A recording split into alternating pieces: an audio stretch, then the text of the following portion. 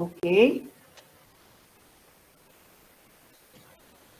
So that when we talk about agriculture, oh, may pumapasok pa.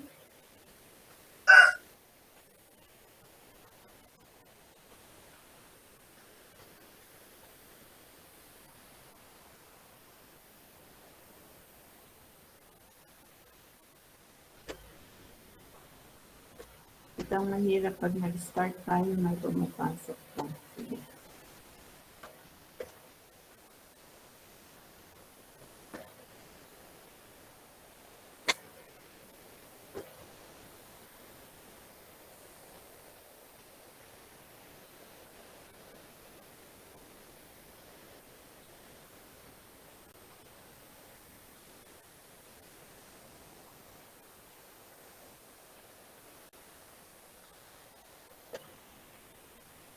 Okay. You will see in here that an agriculture, as you have mentioned a while back, is actually a process or an art of cultivating the soil, producing crops, raising poultry and livestock, including fisheries and forestry. So that we have the Republic Act, which supports yung AFMA. That's Agriculture and Fisheries Modernization Act. Let me first discuss with you what do we mean by it's a process or an art. Why is it an art? Bakit kaya sabi natin agriculture is a science and at the same time this is an art? But my question is, bakit kaya tinawag na art ang agriculture? Can I ask Almira? Ma'am, Yes. Bakit kaya? In your opinion, why is it agriculture is called an art? ma'am, it embraces the knowledge of the way to perform the operations of the farm in a skillful manner.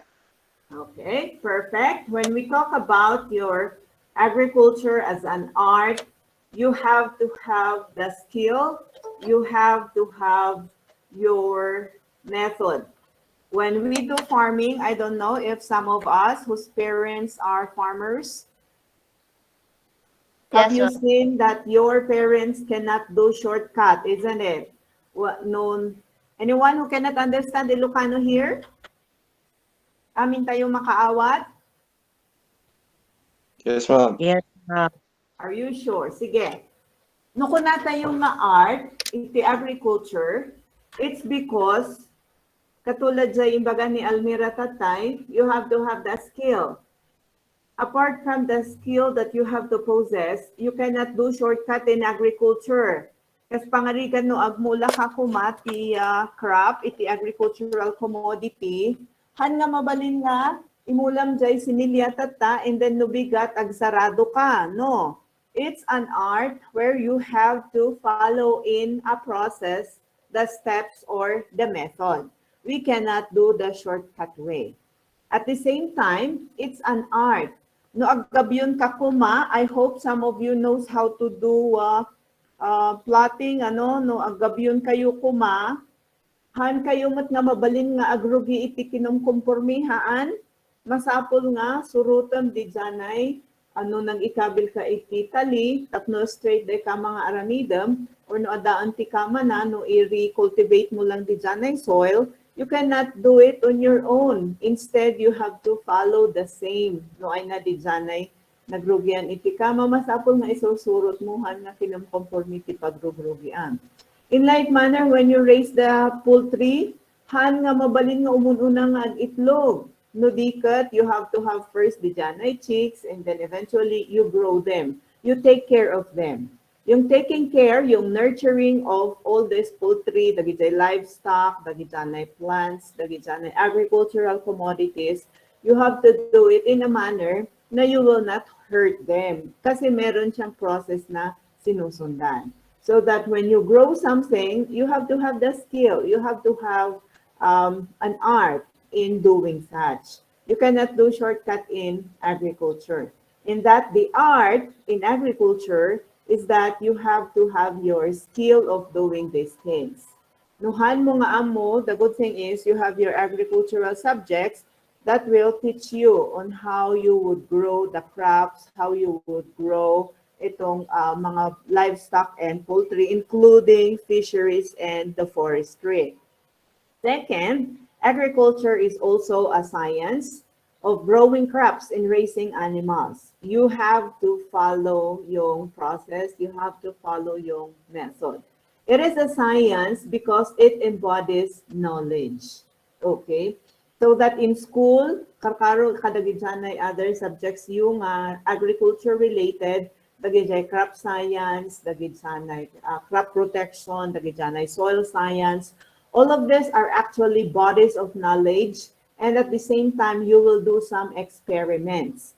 Whenever we talk about science, we're pertaining to knowledge. Pagkaamo, anya. So nga, we do lecture, tapno iti kastangay kat, maadaan kayo iti panakaamo, maadaan kayo iti knowledge. Okay? So that's why agriculture is an art and at the same time, a science. Let me repeat, when we talk about agriculture as a science, you cannot do the shortcut way. You have to follow the method, you have to follow the process, and when we say it is an art, because you have to possess the skill. You have to, you will not do your own way, okay? You have to follow. Meron siyang process, okay? And then, what's next in here? Apart from this definition, I hope you will appreciate this when you will take up your ANSI, your crop protection, your soil science, your crop production, because knowledge will be learned in here. At the same time, you will be doing your experiments. So you will discover, you will find out something. Another term, okay? I would like to give definition too, so that when we talk about when we will start in the subsystems, then we could easily understand the terms that we are discussing. When we talk about the business, you all know that this is a process of buying and selling. So immediately, yun yung pumapasok sa isipan natin whenever we talk about the business. So money is involved in here and activities too are involved in here. So when we talk about the business, we all understand that these are generic terms used to denote any economic activity. Kanina, one of your classmates made mention of when we talk about agriculture, then we are not neglecting economics. We are actually pertaining to the business aspect of agriculture. So that when we talk about the business, generally, there are buying, selling, there are transactions involved in here, of which ito na rin yung pag-uusapan ninyo sa accounting ninyo.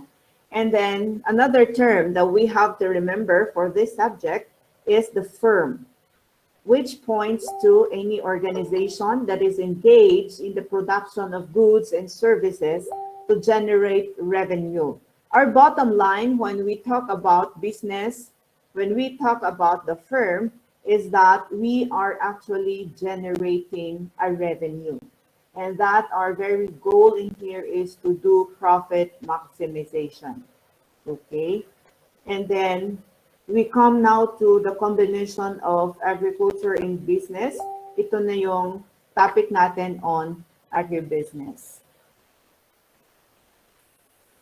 Let me just accept your classmate. Mahirap siya na mag-stop sharing tayo and then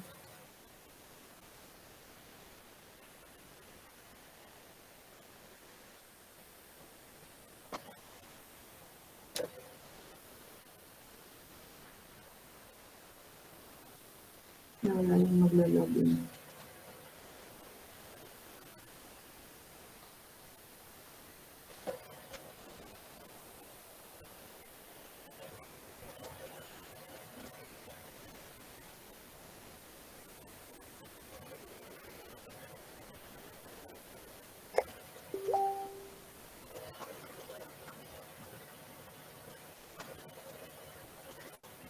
Okay. So when we talk about your agribusiness, then we're pertaining to, ano ba yan? Kung kailan ako mag-start, saka pumapasok.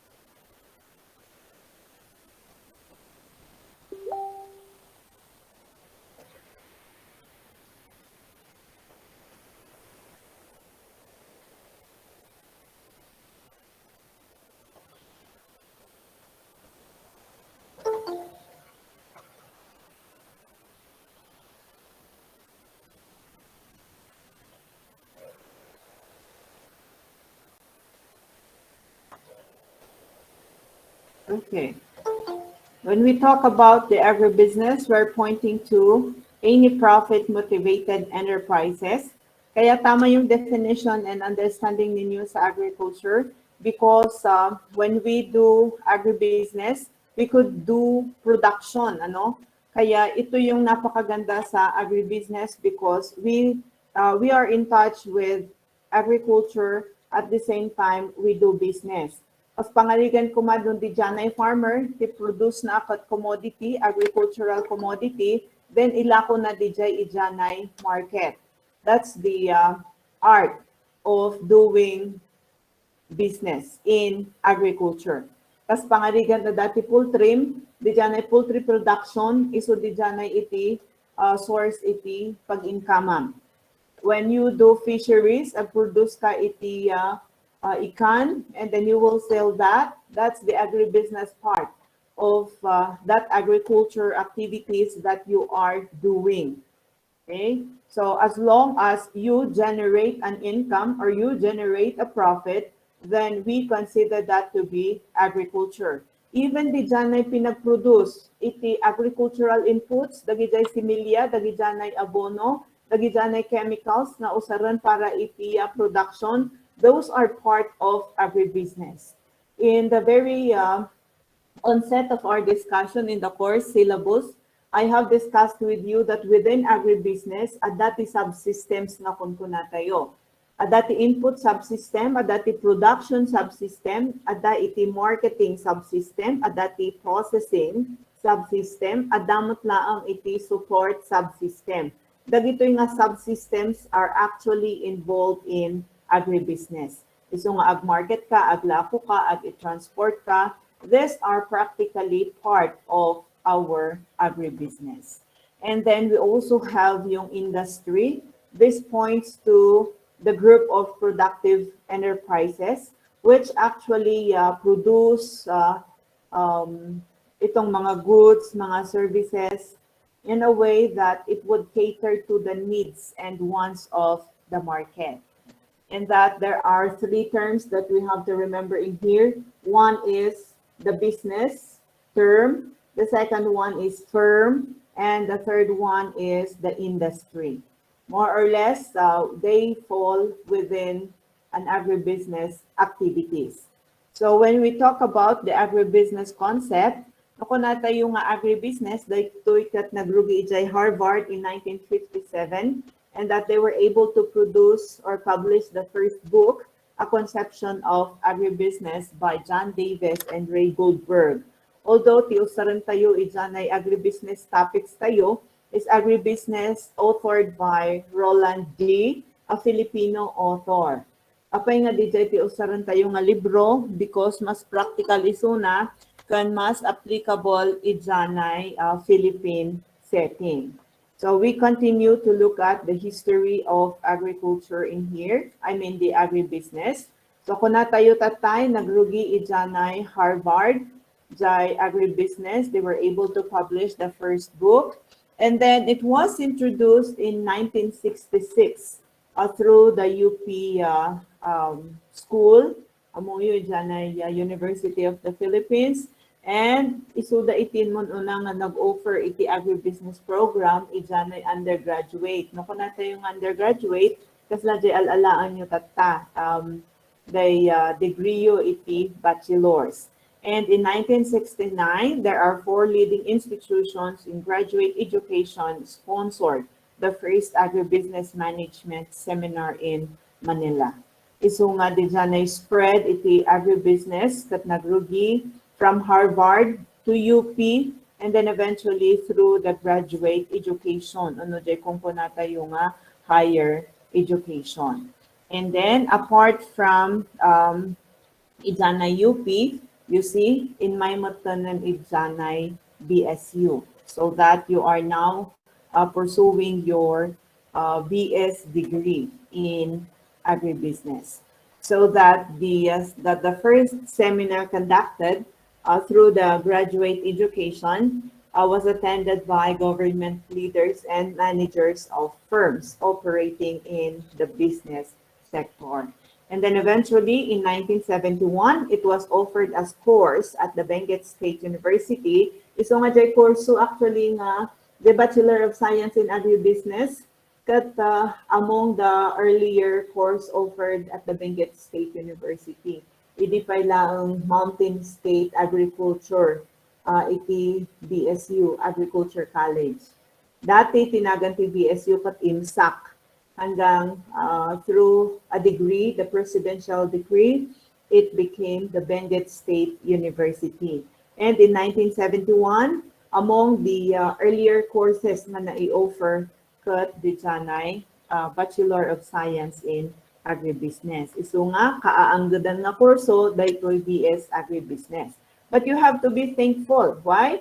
Because it has been enhanced along the way. Okay?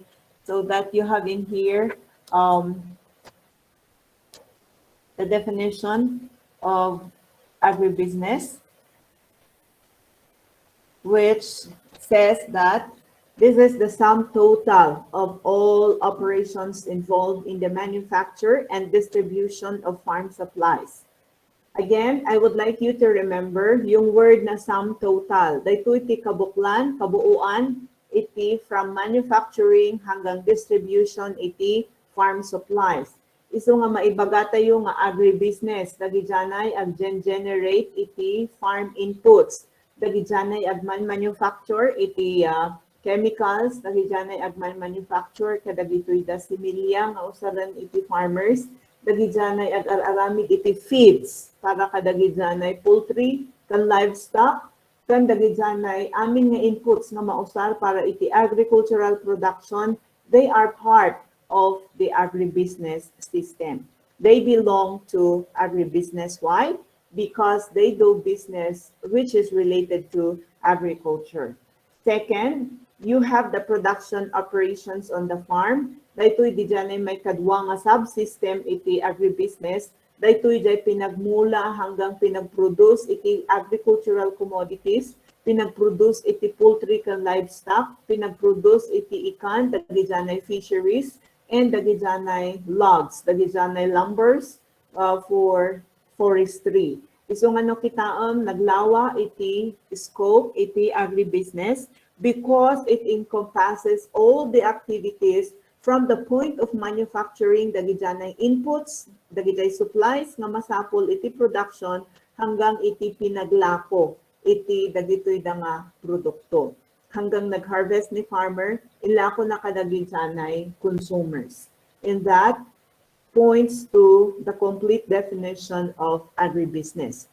Again, the key word I would like you to remember in here is the sum total of all operations from manufacturing until the distribution of finished goods or the finished products. Okay, I hope you will bear that in mind and you will always remember the sum total